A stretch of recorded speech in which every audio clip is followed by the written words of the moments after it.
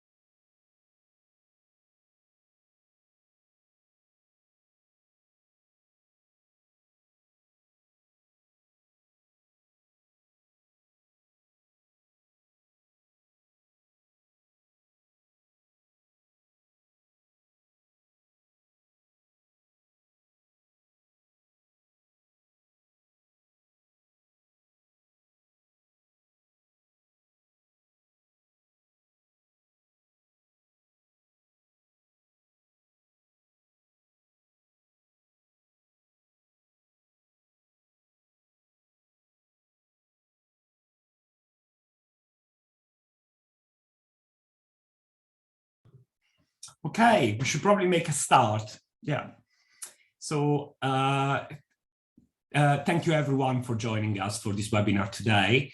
So this is a webinar to announce the top 10 priorities for sexual violence and abuse research that have been identified through the James Lind Alliance Sexual Violence Priority Setting Partnership.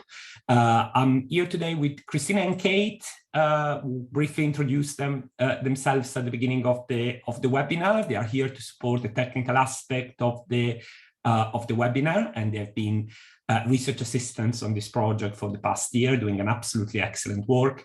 And we also have the fantastic chair of our steering group, Toto, from the James Lind Alliance. That said, I will be doing the majority of the talking today, so you'll have to bear with my Italian accent for the next hour or so. So, I suppose I should also introduce myself. So I am Dr. Filippo Varese. I'm a clinical psychologist at the University of Manchester and the director of the Complex Trauma and Resilience Research Unit at the University of Manchester and Greater Manchester Mental Health NHS Foundation Trust. So I'm here today to tell you about the James Lind Alliance Priority Setting Partnership, which is an important initiative that we've been working on in close collaboration with the James Lind Alliance and St. Mary's SARC in Manchester over the past few years, with the aim to identify the most important and pressing research priorities for sexual violence and abuse research in the UK. As you will see, this project has been the end product of the hard work of many survivors, many professionals, and also several researchers who have volunteered their time over the past 3 years to this important project. And I would like to particularly acknowledge the crucial contribution of Dr. Rabia Mahid Aris from St. Mary's SARC, who has been absolutely central in leading this project over the past few years, but cannot be present to present with me today because she's currently on maternity leave. So what are we planning to get out of this webinar today? Well, first of all, we want to tell you a little bit about the James Lind Alliance itself. This is the first James Lind Alliance initiative that has been done in the area of sexual violence and abuse. So probably many of you are not aware about what the James Lind Alliance is, what a priority setting partnership is. So we're going to try to clarify a little bit more about these couple of points and try to make you appreciate why these initiatives in the UK are really important. And then we're going to move on to talk about more specifically about the sexual violence priority setting partnership, and including why it was quite unique, even when we compare it to other priority setting partnerships that have been done in the past. And ultimately, we want to give you a clear idea of the process that we use to converge to arrive to the top 10 priorities that we're going to discuss today. And then, yeah, the final part will be discussing the top 10 priorities and giving you a little bit of an idea of their importance in the context of research and healthcare delivery, especially in the UK, in this country. Before I start telling you more about the specifics of the Sexual Violence PSP, I should tell you probably a little bit about what we mean by priority setting partnership before we describe it in more detail later. So priority setting partnerships are essentially large consultation initiatives that are supported in the UK by the James Lind Alliance. So the James Lind Alliance is a non-profit organization which is linked to the National Institute of Health and Care Research, which aims to facilitate the identification of research priorities on problems or conditions that are relevant to the healthcare and to the health of the nation. The underlying principle of the James Lind Alliance is that too often the research agenda in this country is set by academics and researchers like myself, and does not consider sufficiently the values and priorities of the ultimate beneficiaries of health research. And by that we mean effectively people with lived experience of a certain problem, and if you want, the frontline professionals that are involved in the care for people with a particular problem. So the PSPs, the priority setting partnership, are effectively a system to try to address this important imbalance in the way the national research agenda is set and give more power to people with lived experience and healthcare professional and other professional that works with them. So as you will see, as part of this project, we work with many groups of individuals who have a particular interest in this area, either because they have a lived experience of sexual violence and abuse themselves, or because they work professionally with people with lived experience. Some in terms of supporting their needs through services in the NHS and the third sector, for example. Others perhaps actually because they are involved in research with survivors. But broadly speaking, there were two main broad group of stakeholders that we engaged as part of this project: survivors and applied professionals. So by the term survivors, actually, we mean any person with a lived experience of sexual violence or abuse. And this is a term that we are using because it was chosen by the experts by experience, by the people with lived experience we have consulted as part of this project. And we recognize that might be a term that not apply to every person with lived experience. Not everyone will recognize themselves in the term survivor. Is just used here as a little bit of a shortcut to indicate, people with lived experience more broadly. By professionals, we actually mean any person who is involved in the provision of support to survivors across the public sector. So, for example, in the context of social care or the NHS, but also the voluntary sector, the sector of independent practice, the social enterprise sector, etc. So we mean applied professionals that are actually involved in support. And today, in today's webinar, we're also engaging with a different kind of stakeholder group that is not being consulted as much as part of the priority setting partnership, because that's the point of it. Yeah, finding priorities that are valued by and professionals, people with lived experience and professionals. Of priority setting partnership, in the sense that researchers are those involved in the delivery of research to understand and address the needs of survivor. And we hope that from today, the researchers in the audience hopefully will be able to take into account the priorities that we have identified as part of this work and conduct research that is aligned with the values and priorities of our two main stakeholder groups, basically. And on that note, and with that in mind, we have actually a couple of questions for you. It will be really helpful for us to know which groups are we reaching today with today's webinar. And so we have a couple of polls that will appear on your screen in a second. There are a couple of questions about, your background and expertise. Your answer will be completely anonymous and are just used for us to have a sense of the background and expertise of the people that are, in the webinar today. You don't have to answer this question if you don't want to. If you prefer to skip them, you don't have, you just don't have to click on the answers that are answer options that are appearing in front of your screen. So if Christina, if you could have the first question, please.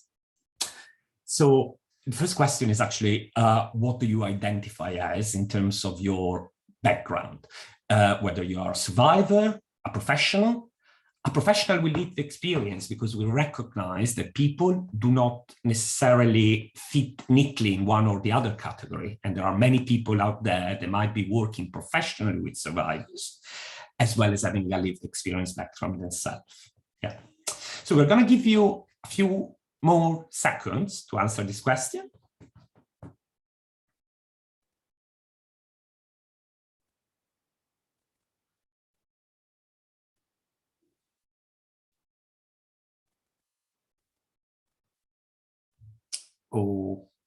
Okay, so it seems that most people have answered. So Christina, if you could display the result of this poll to people. So it actually appears that we have, some survivor in the audience, which is great, but we are actually appealing, today we have a lot of professionals and professionals with lived experience attending this webinar, and a few other people that perhaps identify as coming from another background that does not fit neatly with these other two, basically.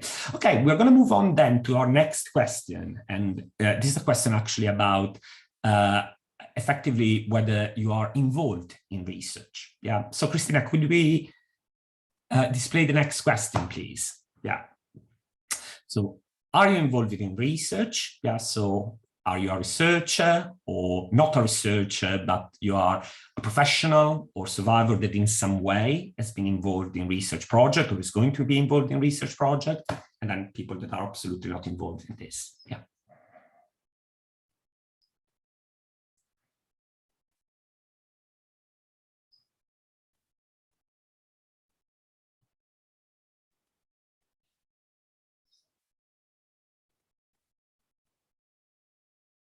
Okay, so it seems most people have responded now. Christina, if you could display, fantastic, thank you. So yeah, quite an even split between people that have that are directly involved in research, perhaps they are researchers themselves, and also people that people that are leading research basically, and people that are involved in research, even if they are not researchers themselves, basically. And, about a quarter of people in the room actually that are not involved in research in any formal capacity, basically. Okay, fantastic. Yeah. If we can then, fantastic, the question has disappeared. So we're going to move on to our next part, which is actually telling you about the James Lind Alliance. So these slides are actually not mine. They are taken from Toto Gronlund, who has been the chair of our steering group for this project. After a very accomplished career in the NHS and care services as a clinical and informatic professionals, amongst other roles, Toto has been a facilitator for the James Lind Alliance for over 5 years now, and she's been really working really closely with the team, providing essential advice of how to run a complex involvement project of this kind over the past 3 years, basically. Toto, unfortunately, has lost her voice today, so I will have to present on her behalf. And I hope I'm going to make her slide justice. So what we intend to cover here is what is the James Lind Alliance, what is a PSP, and why the Sexual Violence PSP was quite unique. Yeah. So the first thing actually, before saying what the James Lind Alliance actually is actually important to acknowledge that the James Lind Alliance is possible because of the contribution of the important people actually displayed on this slide. Toto is actually the person in the top right, not top right corner, the second to the right at the top of this slide. It's actually an initiative, a non-profit organization established in 2004, and it comprises 4 part-time staff in the UK and 8 advisors. But despite actually the relatively small and part-time nature of this team, they've been doing some incredible work in terms of delivering over 100 PSPs, today's priority setting partnership, on multiple areas of health research. So the name of the James Lind Alliance is actually homage to James Lind. Yeah, James Lind was a surgeon who in the 18th century developed an important treatment for scurvy while he was working as a surgeon on a British Navy ship.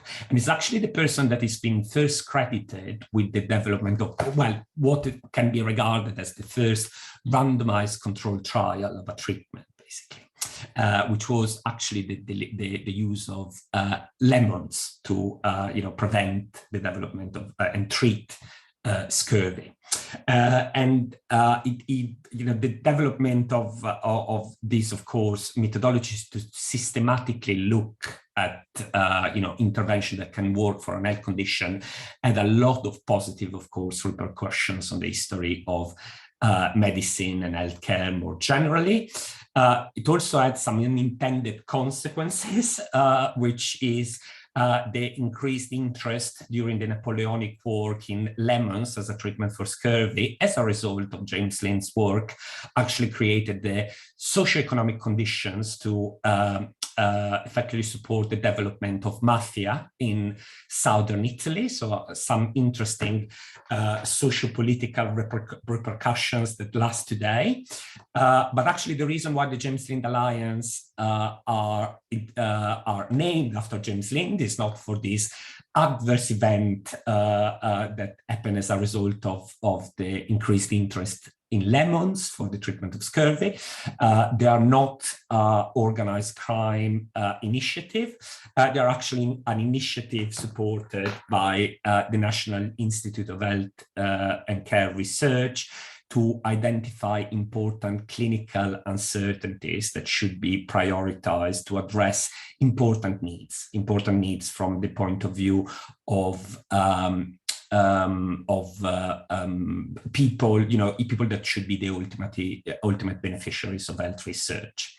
So, as I mentioned before, typically the people who decide what kind of research should be conducted are, unfortunately, people, researchers like myself, or people who have a lot of influence and power over the research agenda, such as pharmaceutical companies and the medical technology industry.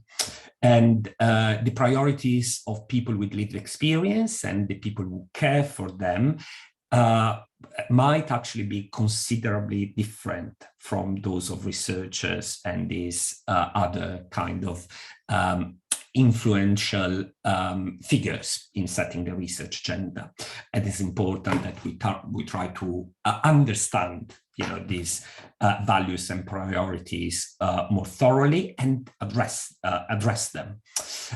So the James Lind Alliance is effectively, their mission is effectively to do that. And they do that through setting up priority setting partnership.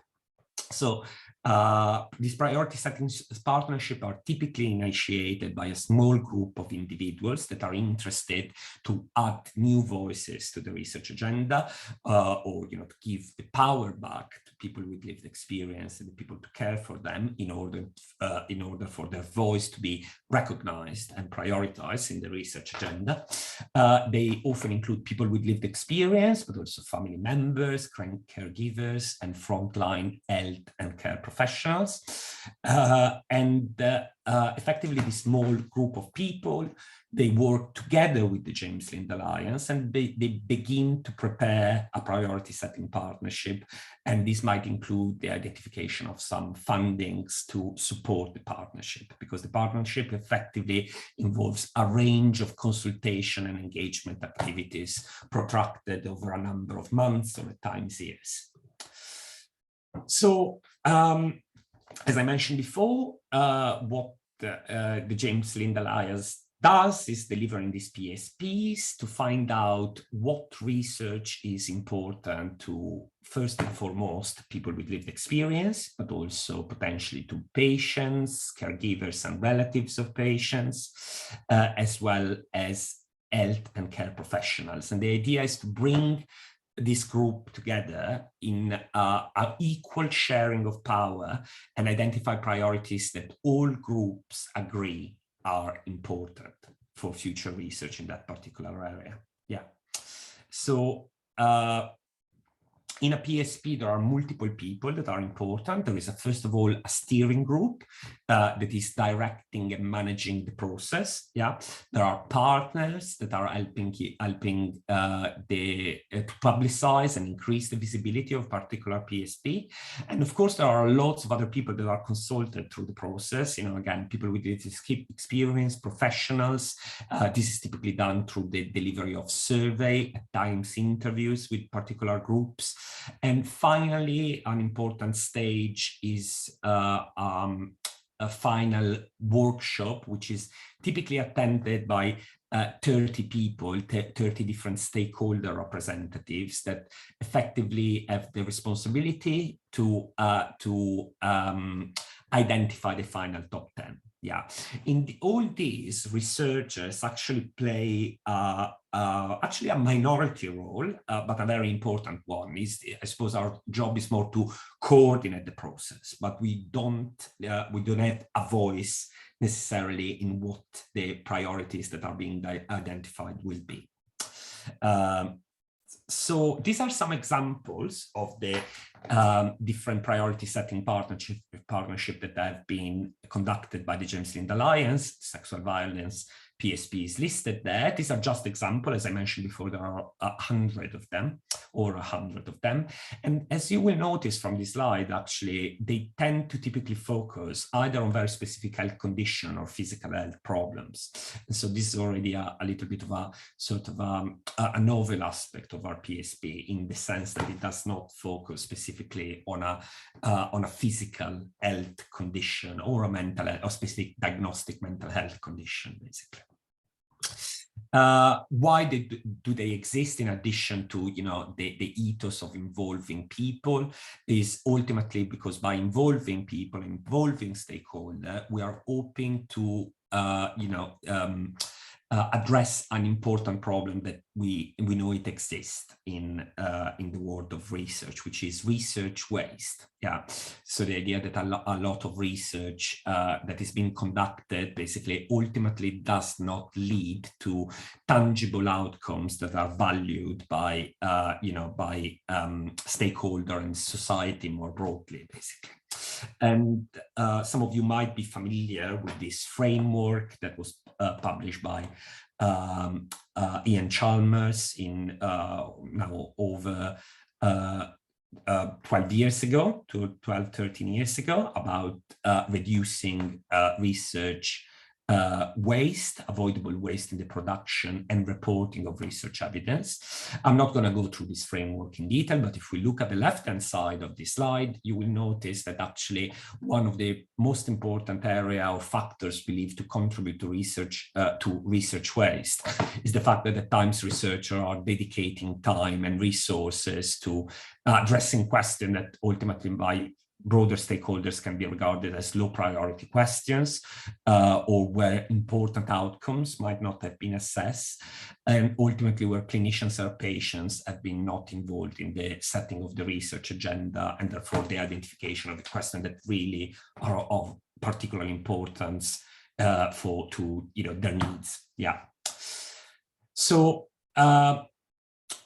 PSPs try to address that problem, and what makes the sexual violence PSP that we have conducted so perhaps a little bit unique compared to others? Well, first of all, we will see later that we are actually the first priority setting partnership that is funded through a particular mean, through crowdfunding campaigns. So we have actually appealed to the not only to the research community, but also the professional survivors, friends of survivors out there, to provide some fundings to help us to involve survivors, especially better in the process and the consultation conducted as part of this PSP. This is, as I mentioned before, the topic is not on a standard health condition like cancer or diabetes, for example. And also the topic of addressing sexual violence and abuse, of course, bears particular sensitivities due to the nature of the topic, which is something that, you know, the James Lind Alliance wanted to carefully consider before we embarked in this project, in terms of actually not only how do we address particular sensitivities about the topic, but also how do we support perhaps some people with lived experience that we might want to involve in the project, basically. The focus and the scope is on survivors, to give them finally a voice, to put them in the driving seat of future research. And we tried really carefully to think about ways of making the project as accessible as possible and safe as possible for all participants involved, within the constraint, of course, of the COVID-19 pandemic, because as we actually started the first meeting of the PSP, I think it was exactly the first day in which we were told that we should be working at home, at least at the University of Manchester, basically. So it was March 2020. Yeah, and that of course had some implication in the way we engaged with, with stakeholders throughout the project. Okay, for more general information about the James Lind Alliance, well, you can find plenty of information on the James Lind Alliance website, and of course, feel free to, to contact the James Lind Alliance and even Toto if you have any question there. The contact details are there. Before we move on, actually, to tell you more about the actual sexual violence PSP, we have another question for you. The question is, actually, now that you've heard a little bit about the James Lind Alliance, and we know that many of you are actually involved in research, we would like just to get, your impression of, the importance of service user involvement in this, specifically in this area. So, Christina, can we display the question, please? So the question is, how important do you think it is to involve survivors at every stage of the research, including the involvement in the research agenda setting, basically? Yeah. And the scale is from 5 to 1. 5 is very important, 1 is not important at all.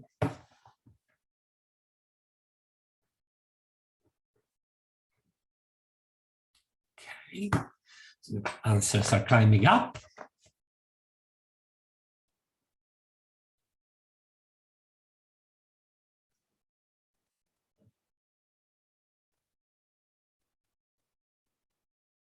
Okay, so seems most people have answered. So thank you, Christina, for sharing. Yeah, feel free to share.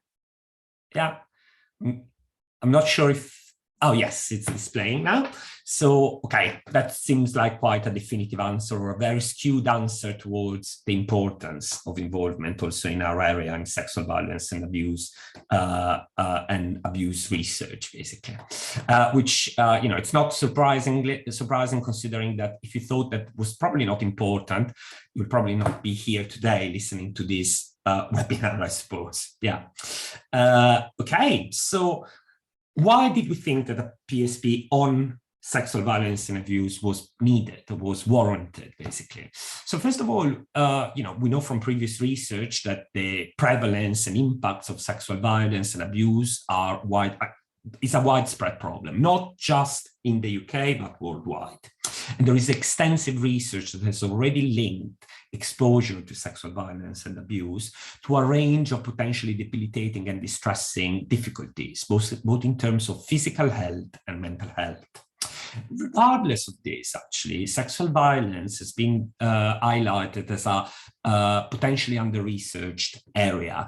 And this is especially true in relation to applied research that could address the multifaceted needs of survivors. Yeah, so we thought that the identification of research priorities that specifically related to the support and recovery needs of survivor was urgently needed, not just in order to, to drive future research and future investigation, but ultimately because through future research and future investigation, we can then go to developing services that are, more acceptable and effective, and also developing bespoke clinical guidelines that currently are actually lacking in the UK, specifically in relation to sexual violence and abuse in adults.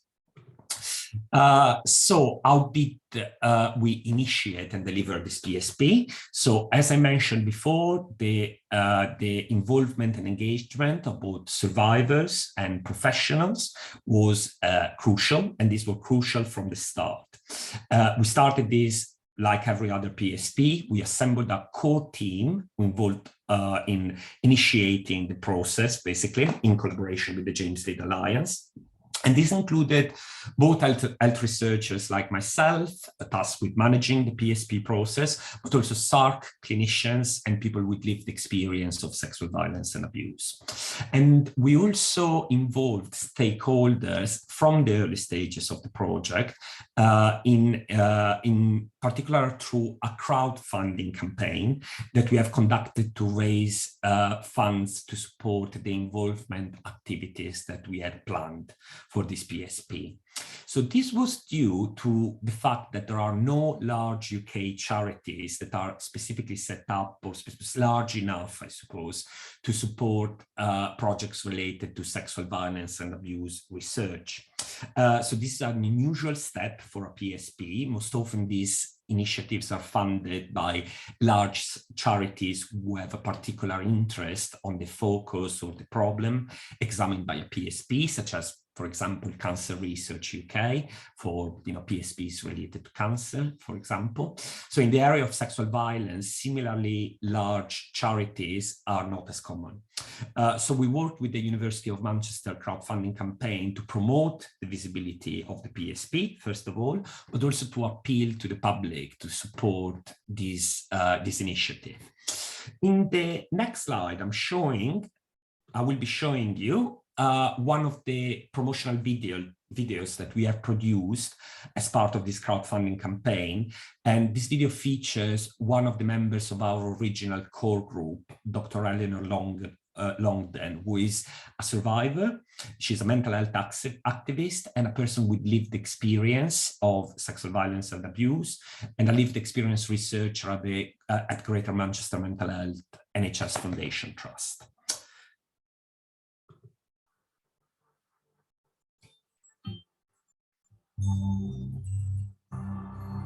1 in 10 people in the UK have experienced some form of sexual violence since the age of 16. For many, living with the consequences is a serious struggle. We want to change this.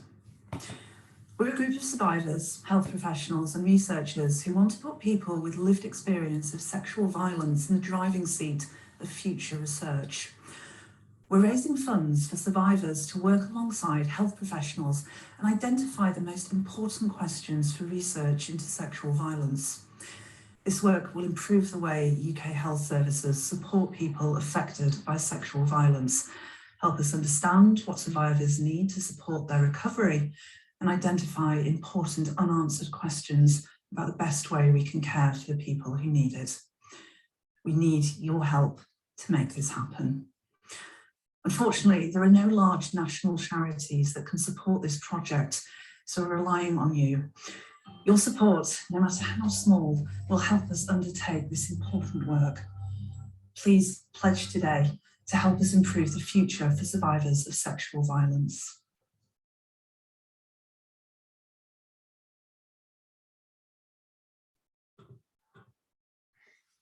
Okay, so through this campaign and also with some additional donations from the Division of Psychology and Mental Health of the University of Manchester, we raised sufficient funds to initiate the PSP process in early 2020.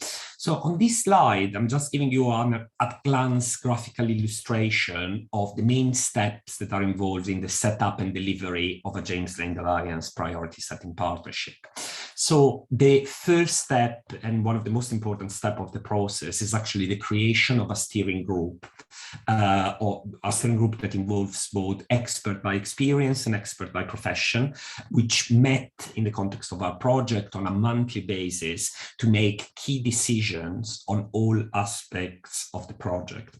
So to assemble this group, we reach out to various organizations in the UK who are representing or advocating for key stakeholders for this PSP. So for example, support groups, charities, professional organizations involved in supporting survivors, etc. So over the course of the project, 18 different individuals contributed to our steering group.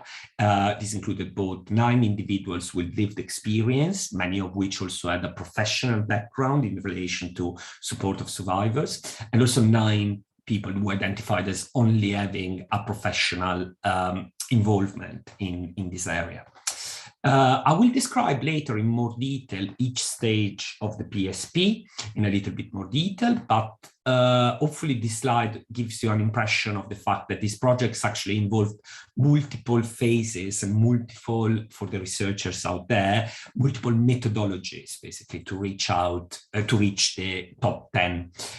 These include both the analysis of qualitative and quantitative survey, conducting systematic literature reviews to ensure that the questions that are identified have not been fully answered by past research, and also consensus building processes, which are used by the James Lind Alliance as part of these projects, which draw on a technique called the nominal group technique. Yeah.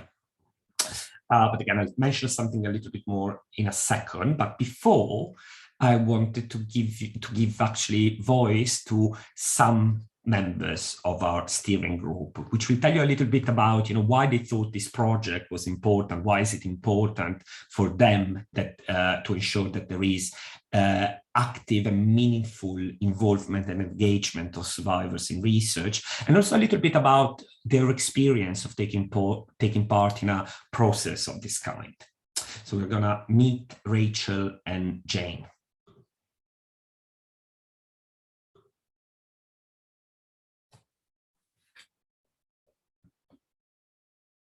My name is Rachel Davis, and I was part of this project as a person with lived experience.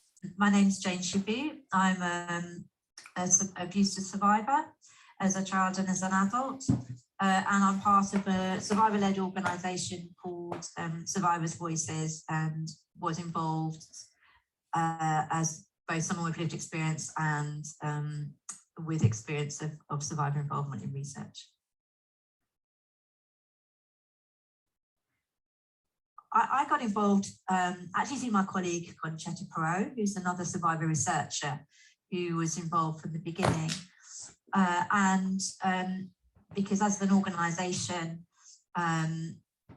we're really passionate about making sure that survivors' voices are central to research about abuse and violence. So we saw this as a fantastic opportunity to be part of something that would really influence the research field in this sector in the future. I joined because I've done some previous research projects, and I found it very helpful in my recovery. So I didn't want what happened to me to define me in a negative way, and I found that getting involved in research projects has been very empowering. So I can't change my experience and what happened to me, but I want to use my experience to hopefully make things better for people in the future. We have a saying in Survivors' Voices that we're turning our pain into power. For me personally, as a survivor, it's just so important to have an opportunity to change the responses to abuse and violence. It's helpful for me because it feels like what I went through isn't meaningless, that there's something good that can come out of it. It sounds a bit cliched, but it really does make a difference. But the main thing is you hope that the same mistakes won't be made again.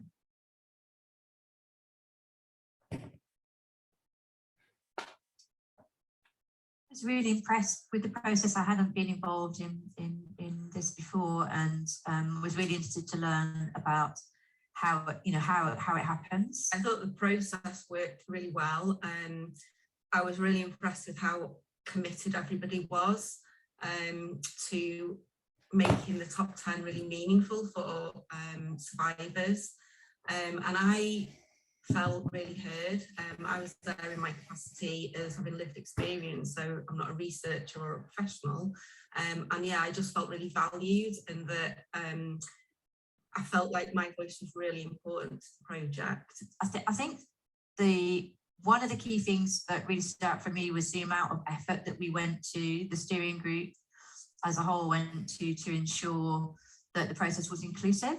The way that the steering group worked together was just so effective. So, putting quite a lot of time and effort, and we helped a little bit with that in finding people from those parts of the community whose voices are not often heard, who don't often even get to the table.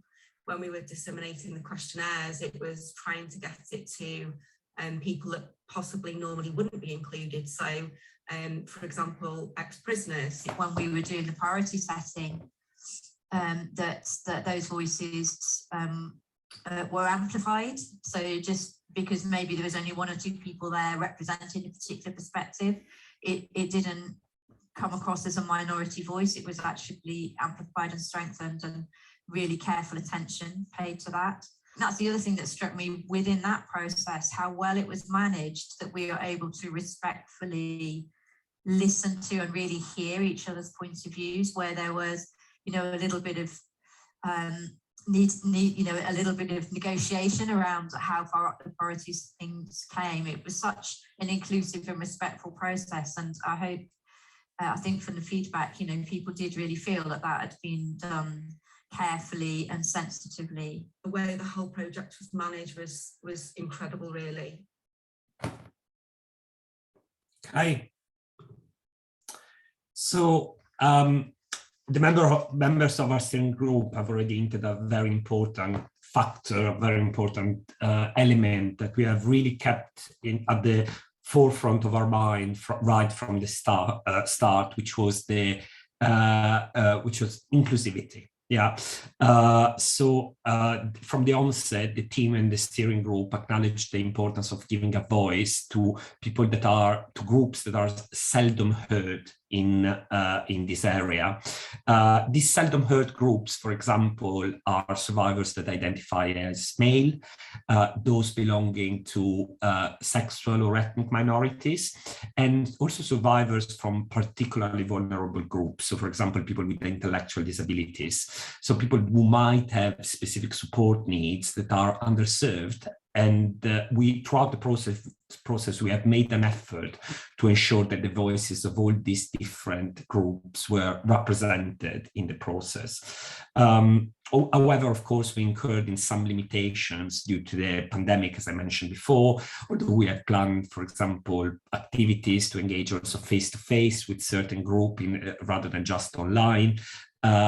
We had to conduct the majority of our consultation through online surveys, basically, which might have limited our ability to engage with certain groups that perhaps have limited access to digital means, basically. So it's certainly something that it's unfortunate due to the to the times when this PSP was conducted. So the first major task of the steering group was actually to define further the scope of the PSP. And this was to take into account both the time and the resources that were available to us, and as well as the dangers of trying to address too many related factors that are linked to a complex topic like sexual violence and abuse, basically. So providing focus to the initiative, to the PSP was important. For that reason, actually, the steering group decided that the PSP should focus primarily on questions that are relevant to the health and social care needs of adult survivors. So people that are aged 18 or more who have experienced any form of sexual violence or abuse at any point in their lives. So this includes childhood. So in line with our primary focus, the group decided that we will have two primary sort of groups that we targeted to for engagement, basically. These were adult survivors themselves and also professionals with experience of directly supporting UK survivors across the public, voluntary, community and social enterprise sectors. There were some topics, important topics, that were not considered as part of this PSP. So first of all, we did not consider questions related to the primary prevention of sexual violence. We did not seek the views and priorities of minors and children who have been exposed to sexual violence, and also we did not involve or seek the views of family members, loved ones, and supporters of survivors. So this decision has been made strategically, and actually it's because it's not just only to ensure sufficient focus for our work in an already complex area, but also it's because we thought that that the priorities of these different groups are important, and they deserve full consideration as part, for example, of future priority setting partnerships separate to our own. So based on this scope, the first stage of involvement that we conducted with a larger sample of survivors and professionals effectively involved the development of an online survey, which was open to all in-scope stakeholders, so survivors, professionals, but also professionals with lived experience. And we effectively advertised this survey across social media platforms, Twitter, Facebook, etc., but also by contacting all SARC centres and rape crisis team across the UK, as well as organisations that represent or advocate for these key stakeholders in the UK. So in this survey, effectively, we asked survivors and professionals to propose research questions, so telling us, what question they thought future research should urgently address. In total, after we removed, responses that were incomplete or from people that were not in our in-scope groups, we had data from 223 people, the majority of which were actually survivors or professionals with lived experience. And together, these groups actually proposed over 650 questions, initial questions, basically. Of note, this, as I mentioned before, we tried to give a particular attention to make sure that certain seldom heard groups were represented, basically. And indeed, we managed to involve at this stage and in subsequent stages of the project, people from a range of ages, ethnicities, sexual identity, as well as people who identify as transgender and as having different kind of physical and mental health problems that they are associated with disability. So what did we do with all these responses, basically these proposed questions? So the next stage of the process was actually to analyze this data qualitatively, meaning effectively that first of all, we tried to drop out of scope questions and then summarize all the responses of the questions that we received in order to create a more concise and a smaller set of questions that actually represented all the answers that we have received in the survey that I presented in the previous slide. So through this qualitative work, basically, we identified 79 questions, which in PSP terminology, they are called indicative questions. In parallel to that work, we actually conducted a systematic literature review to identify research that could help us to evaluate whether these questions had been already answered by past high-quality research.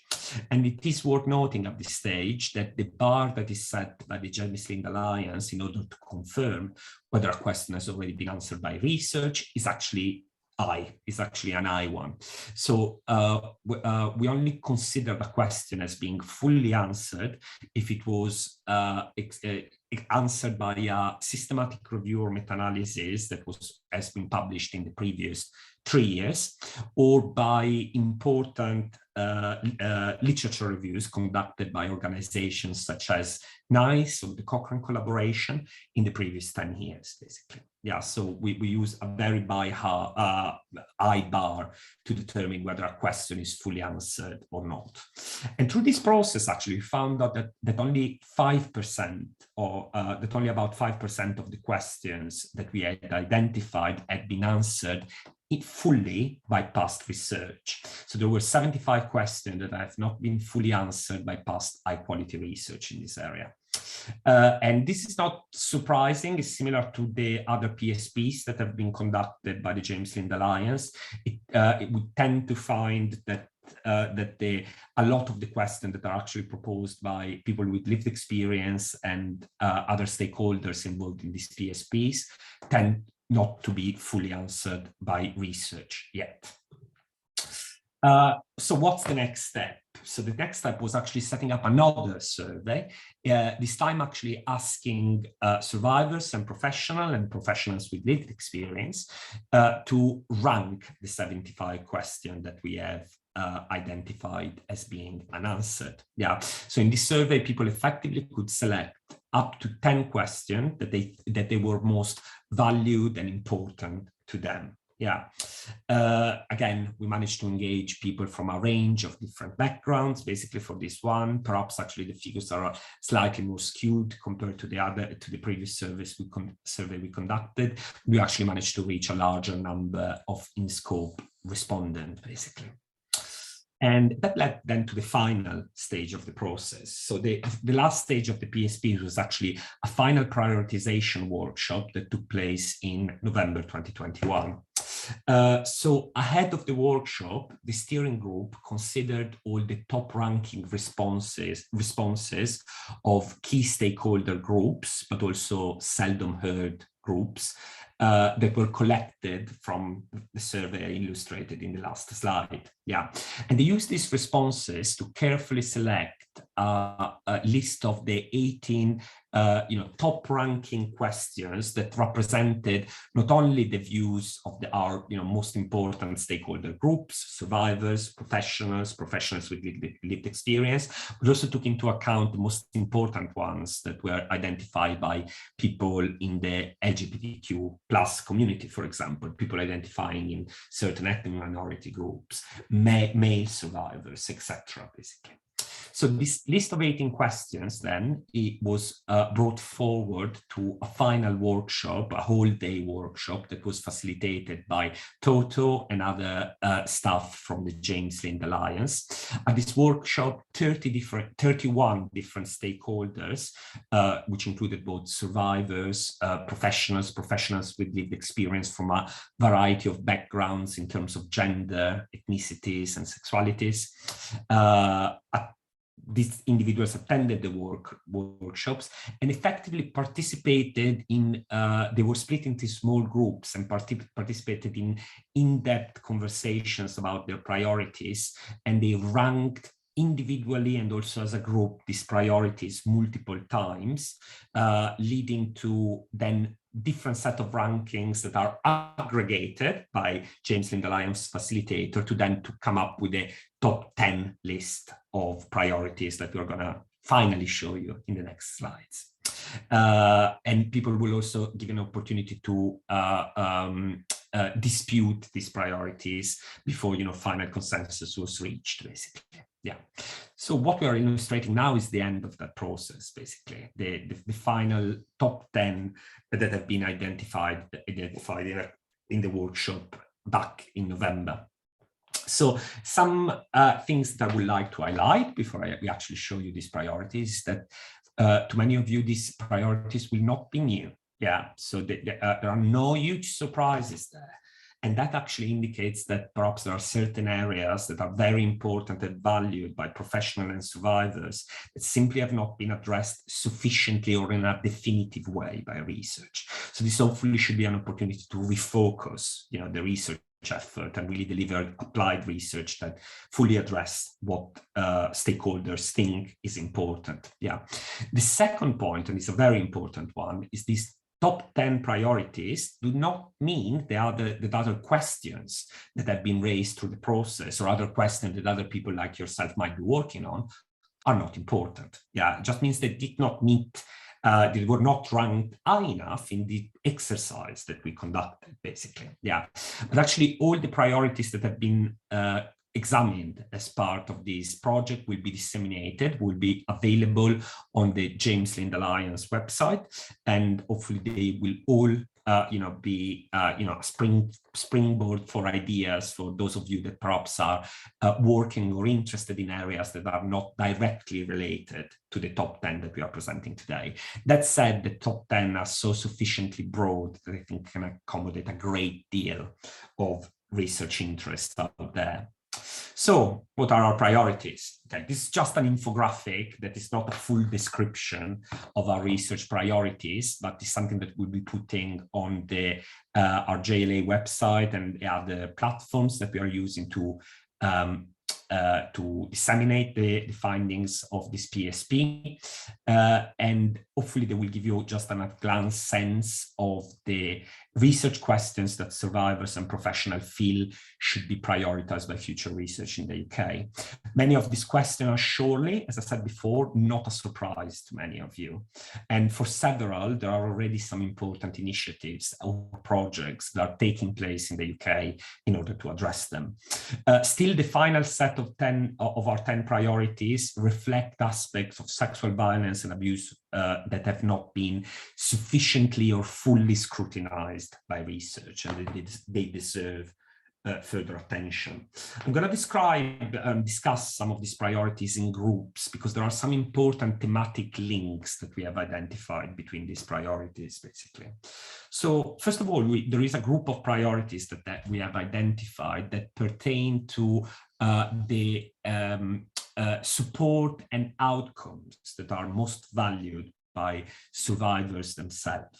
So the first priority, one of the priorities that we identified, the first one on this slide on the left-hand side, is from the perspective of survivors. What does recovery involve? What outcomes do they value? And what factors can promote these outcomes? Yeah. So this is a very interesting priority in the sense that that perhaps suggests actually that survivors have a more complex view of actually what recovery involves. And perhaps they value forms of recovery that are beyond the common definition of clinical recovery. So the absence of perhaps mental health, symptoms of mental health difficulties, basically. And this is actually parallels work that has been conducted in other areas of health research. So for example, studies that have been conducted in people with lived experience of severe mental health difficulties, which found actually that people with lived experience typically tend to view recovery as a more complex construct than just the absence of symptoms. So things like, ability to maintain valued personal relationship, living the life you want to live, improved self-esteem, improved quality of life are regarded as actually as more important than not having difficulties at all, basically. In turn, this work in other areas of health research has actually led to the development of important measures of personal recovery, as well as interventions that are actually targeted more rather than reducing symptoms to promote personal recovery, however it's conceptualized, basically. So perhaps actually research to explore the construct of recovery and what recovery means to different survivors, and the following co-production of useful recovery measures that are aligned with these views could benefit this research area, as well as the future evaluation of recovery promoting interventions. The second priority at the center of this slide is what support is most helpful and valued by survivors themselves.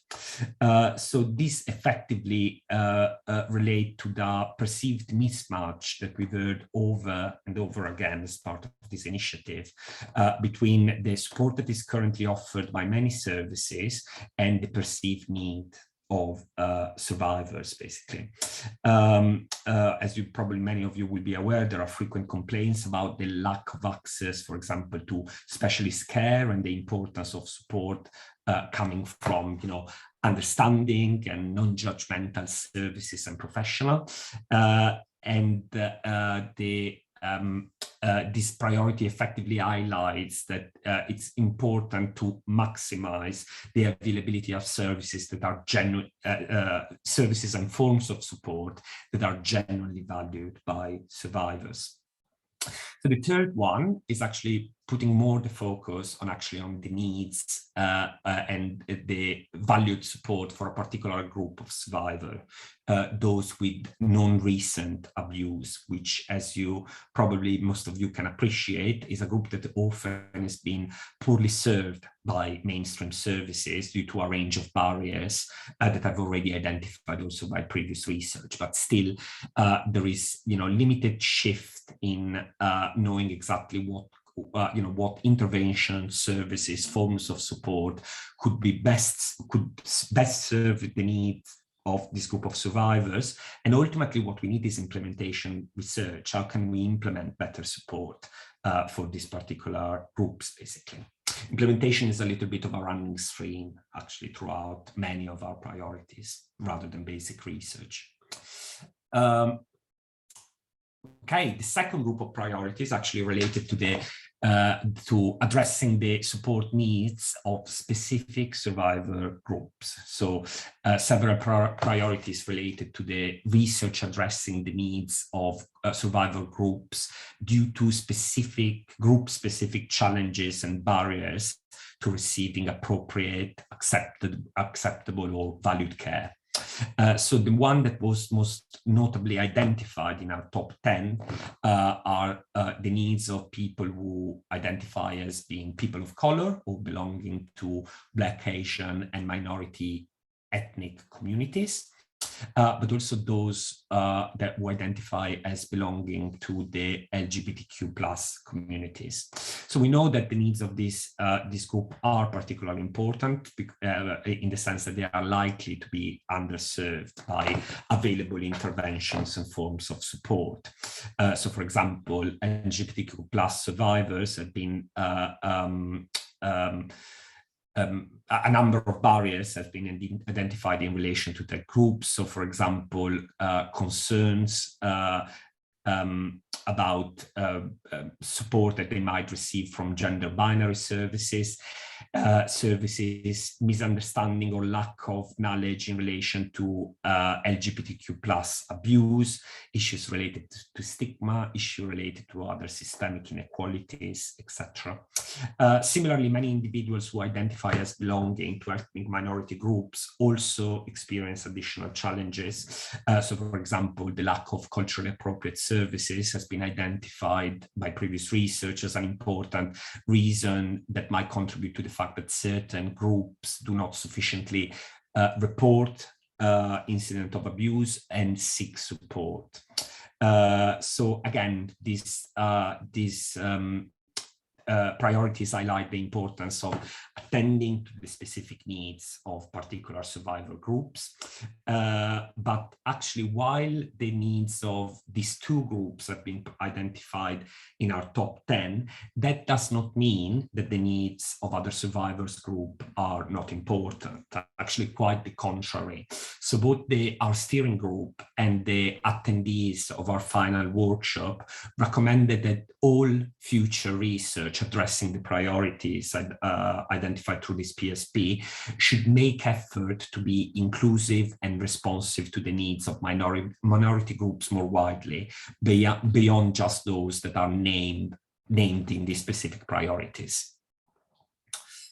Okay, the next group of priorities is actually related to the needs of survivors at a broader level, at an organizational level within healthcare, for example, and also more broadly at the systemic and societal level. Yeah, so the first question or priority in this group is about how can mental health services and physical health healthcare services that are likely to come into contact with survivors can become more trauma-informed in order to best support survivors and prevent re-traumatization.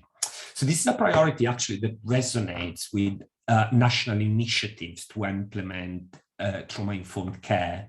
This is something that has been highlighted by multiple important policies, including the NHS long-term plan.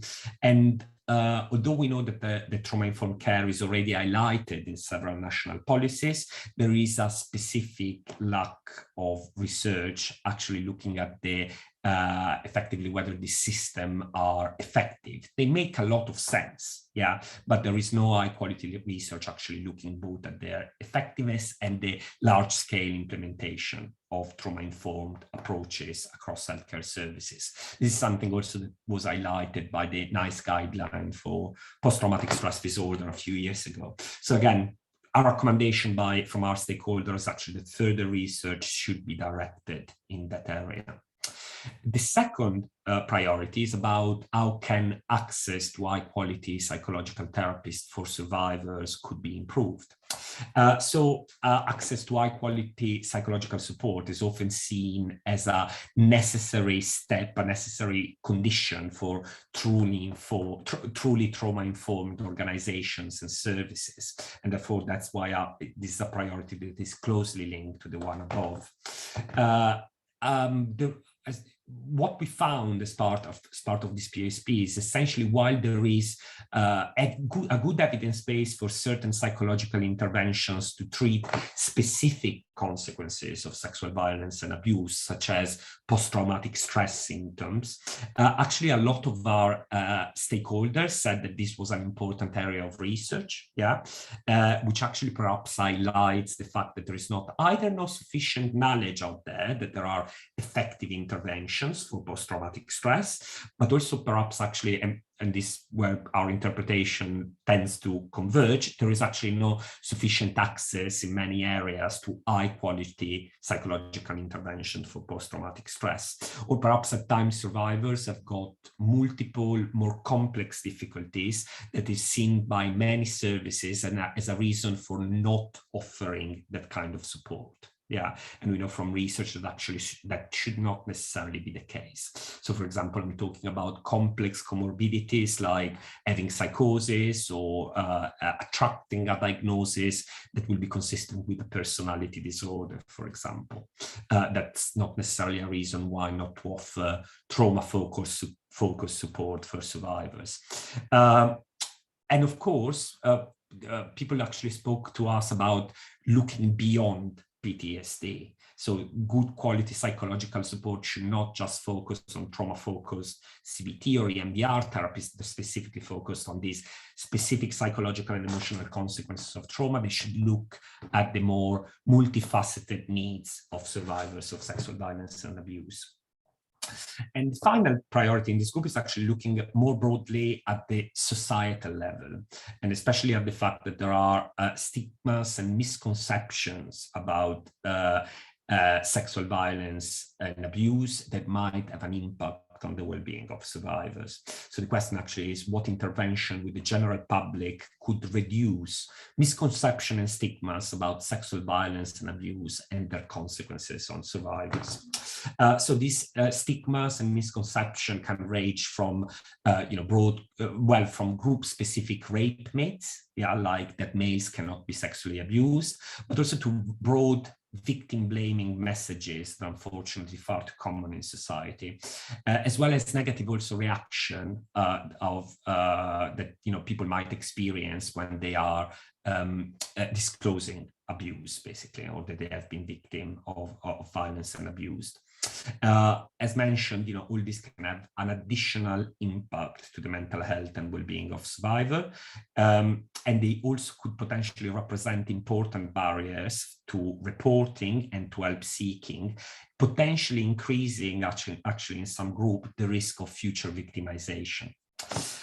So it's important that that researcher will conduct and evaluate initiatives that seeks to challenge these damaging community attitudes towards survivors.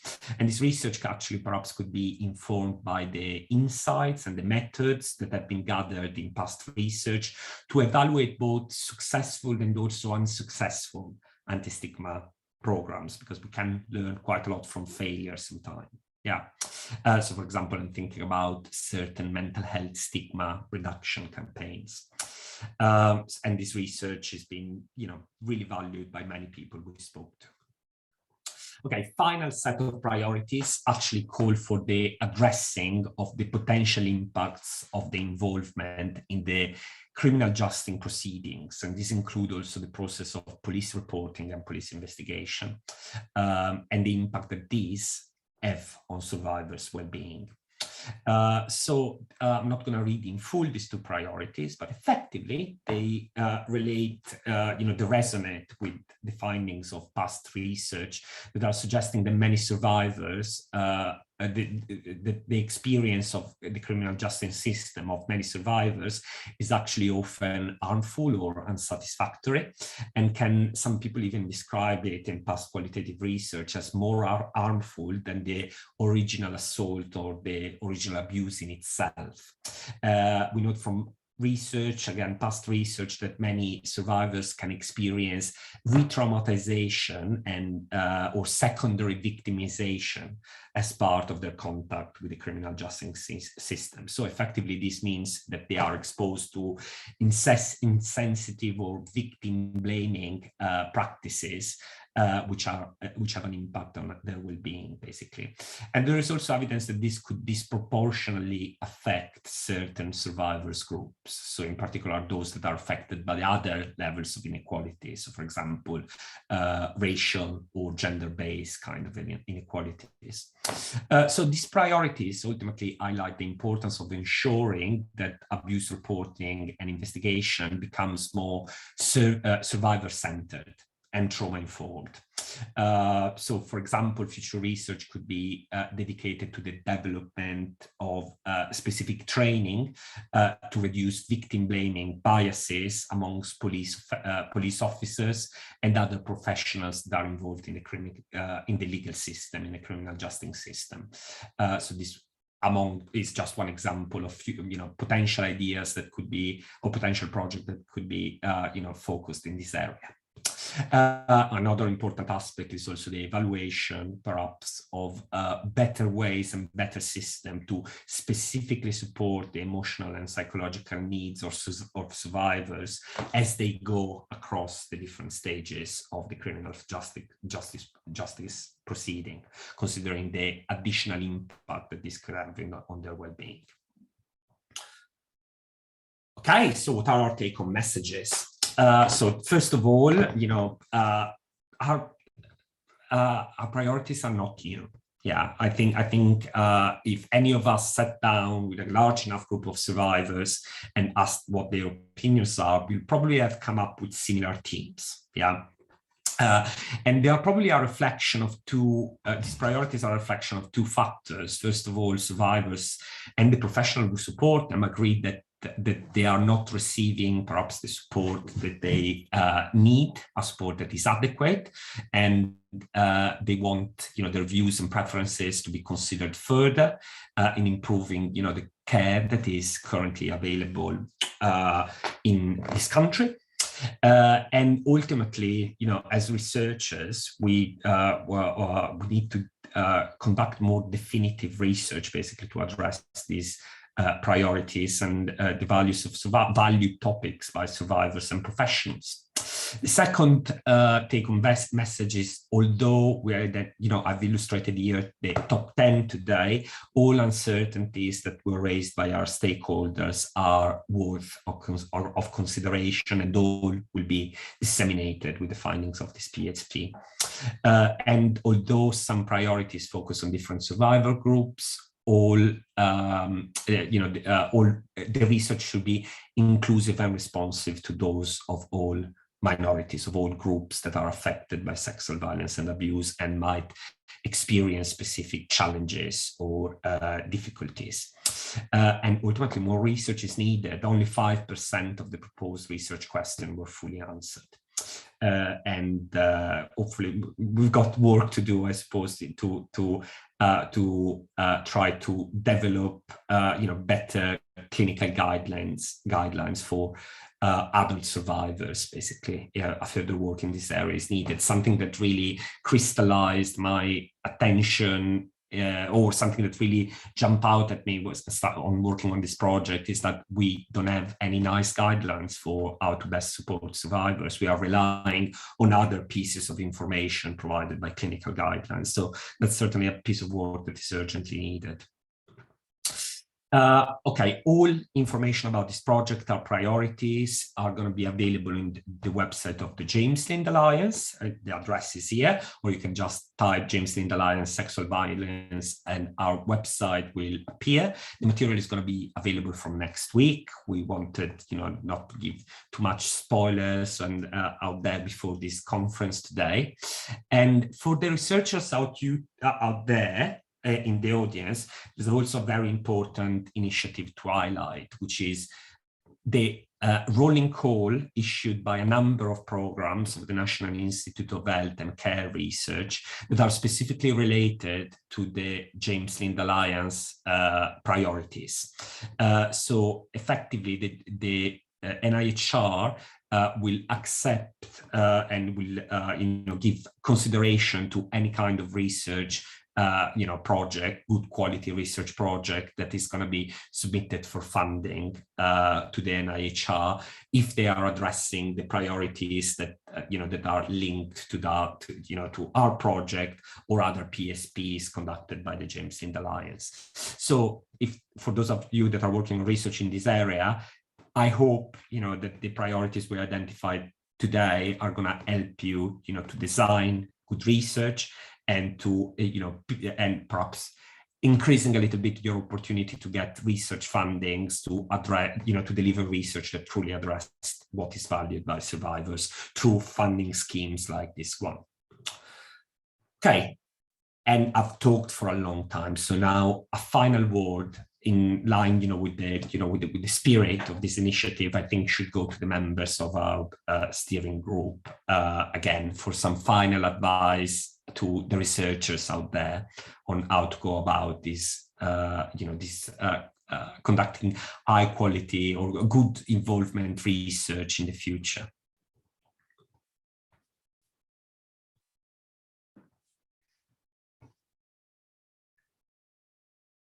So absolutely number one thing would be that when you undertake research around violence, abuse and trauma, involve survivors in every aspect of your research project. Survivors have been involved, people with lived experience have been involved in deciding what the priorities are.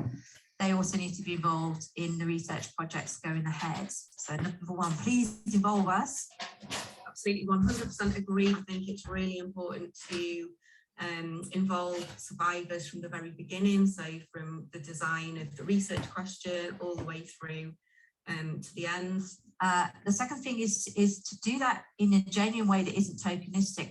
That's what's been so different about this process. We find that some other projects can be very tokenistic. They just want to wheel one survivor in, they want to listen to what they have to say, but then they don't necessarily take it on board. It's like we've ticked the PPI box, but it isn't genuine. And this project was so careful to be genuine. Learn from those that are doing this well. So learn from this, from there's a number of different organisations and the Violence and Mental Health Network that can help you to support people with lived experience to have meaningful involvement. We also hear, and we always challenge it, we can't involve survivors because it's too traumatic for them. We're going to re-traumatise them, so it's better that we don't. And I find that patronising. Yeah, I think it's really important to let the survivor be the judge of what they can handle. People like myself, we understand that potentially there could be some times that it's feeling a bit traumatic or upsetting. And I felt very well supported through this process in that. I did step away for a little time during this research project because my abuser was released from prison. So I found that it was just too much for me to deal with. And the support I received from the team was incredible. Support is important, and we would never run a research project without offering support around it. And that doesn't just mean signposting to a counselling service. That means having members of the team available to debrief. Give them that support from within the team.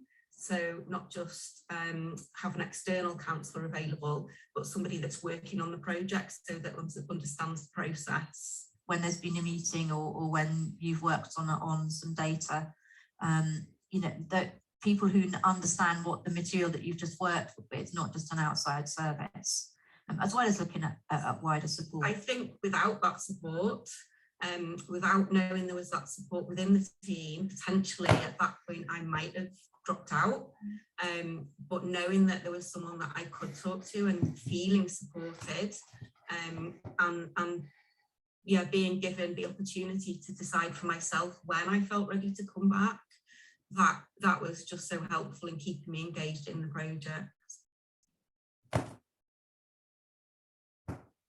I really hope that people will use this top 10 to do some much needed, more, you know, further research in this field.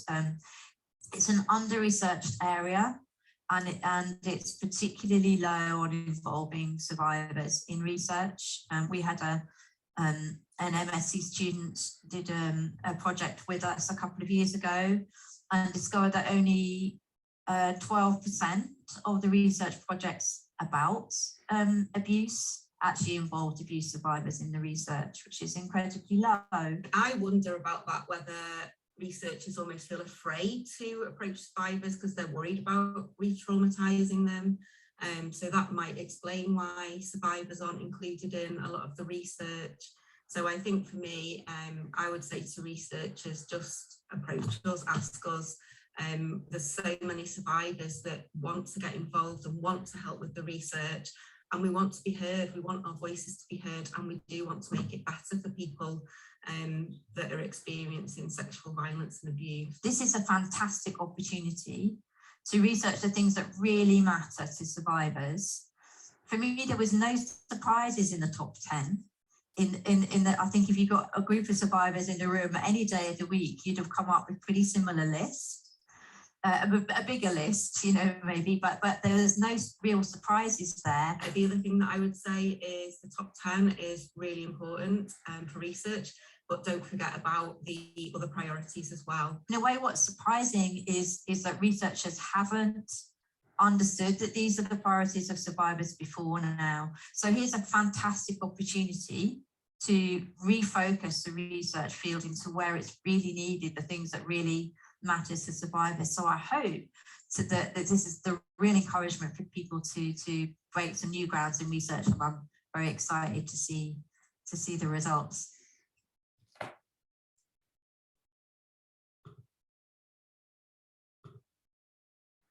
Okay, this is everything we wanted to cover. Yeah. So we just wanted to thank all the members of the Sexual Violence Priority Setting Partnership. Some of you might be in the audience out there.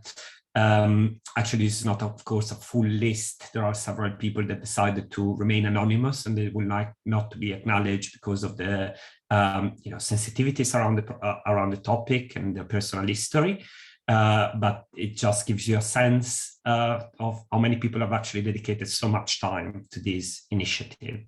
We would like to thank the member of our steering group, more broadly, the people that have contributed to funding this important project, but most importantly, all the services and survivors who have supported this project. So thank you so much. We have, I think, a few minutes to ask to answer some questions. So I'm gonna see whether Kate and Christina might have some question that have been asked through the chat that they would like to take forward. Yeah, there's been quite a few questions that have come through just in the last few minutes. There's also been a few questions about asking whether or not this recording will be made available, and all the resources are going to be made available on the JLA website in the coming weeks. Correct. But yeah, sorry, questions for you. We have a question that is, what kind of support was provided to survivors within the team? So it depended in which stages of the PSP. So all the contact related to the contact with our steering group members, people had access. Well, we had clinically qualified members of the team, and of course, access to several professionals that were counselors and involved in the provision of support to survivors themselves. So people always had the opportunity to reach out to either one of the project lead or at times other people linked to our teams, basically for individual support, especially after discussion of topics that might be particularly sensitive for some people, or they have resonated with their lived experience. The other thing was making the process really flexible for people, so ensuring that people could actually take a break from the PSP and come back to a time perhaps actually when they were in a better position where they felt they could contribute rather than being perhaps affected by some of the emotional topics that were discussed. In relation to the survey, that was related primarily to if people were disturbed by the topics, so they needed some support, they were invited to reach out to the team, and in the cases that was more signposting support because we had no direct contact with survey respondent, in-person contact.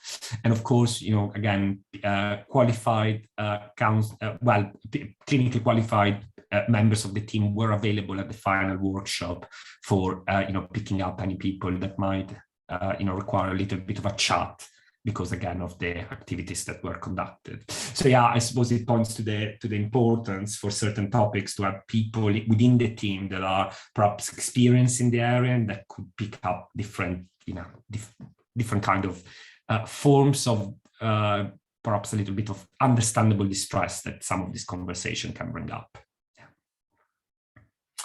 So shall we move to another question?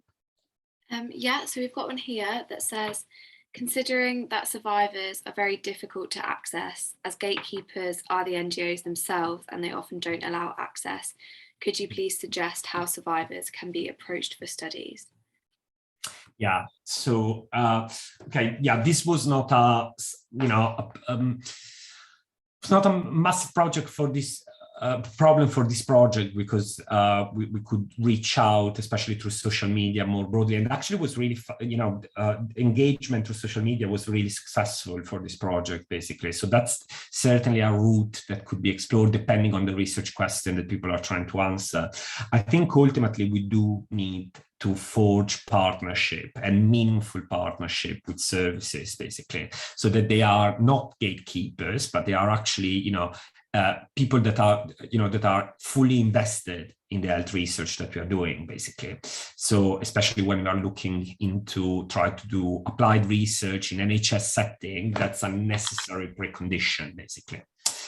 So, speak to like-minded person out there in the services where you want to, conduct your research. There will be people that want to support, your research if the question is, aligned with that of survivors and the professionals, basically, that are out there. That's my best piece of advice. It's always hard work, anyway.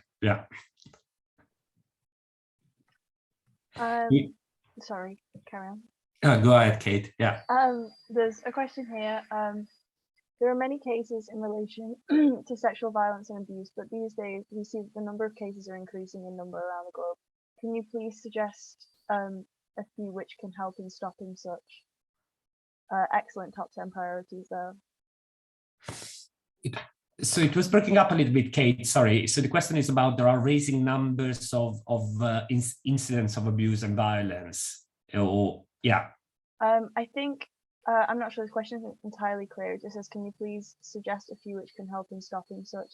I'm not sure if that's a question about services, potentially. I suppose it's a question about prevention of sexual violence, basically. I suppose is that the feeling of of that question. Yeah. I think so, yeah.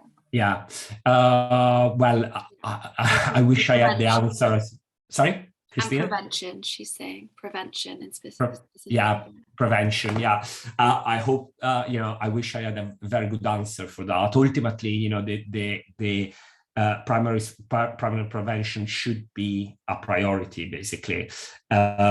Especially, I suppose, in recent time, we're seeing a sharp rise of incidents that are happening, affecting more young people, I suppose, in the context of, digital interactions, for example. So there are effective, effective. There are ways probably to reduce the incidence of digitally facilitated basically instances of abuse that should be prioritized. But in terms of the work that we conducted as part of this PSP, we did not look at primary prevention. We took more a focus on actually how to best support those that have experienced, unfortunately, sexual violence and abuse. So I'm no expert in prevention, I'm afraid, but more on response. And that, of course, does not mean that it does not mean that I think prevention is absolutely important and the way to go, of course. Yeah. Sorry, I cannot provide a more full answer. It's not my area of expertise. Yeah. Another question asking if we found gender differences in experts by experience. I ask, as we work with male survivors, and often it's harder to get male survivor voices as opposed to those who identify as female. Yeah, that's a very good question. Yes, there were differences in some of the priorities, basically, that were identified by survivors, male survivors and female survivors. They're both going to be available in full on our website from next week. In brief, and not surprisingly, male survivors identified, specific needs related to being a man and being a man survivors as particularly important. Yeah, and unfortunately, they just did not meet the cutoff for being in the top 10. But that does not mean that they are incredibly important. So ways of supporting, in a more effective way, male survivors is certainly something that has been a running thread throughout the project. So there will be more material on the specific priorities for male survivors available from next week on our website. Yeah. That said, there was also a lot of overlap. Yeah. So actually a lot of the priorities that are in the top 10 were in the top 10 of male survivors as well. Yeah. I think that's all of the questions. So the question, fantastic. Yeah. So it leads us smoothly to 2:33. Yeah. So I hope you found the webinar helpful. An appeal for the researcher out there. Let's try to do, all we can to address, questions that are really valued by survivor.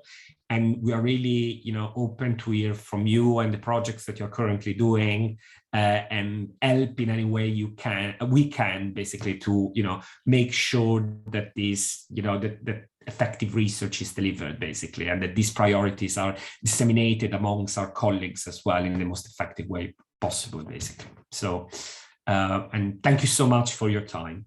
And thank you to Christina and Kate, who have done such fantastic work, not just today, but in the past year, actually, to support this project. Your work, this project will not be possible without your help. Thank you so much. Yeah. Thank you. Thank you. And Aoife and Imogen, who are also in attendance right now. Exactly. Yeah. So Imogen and Aoife, thank you so much. Yeah. Okay.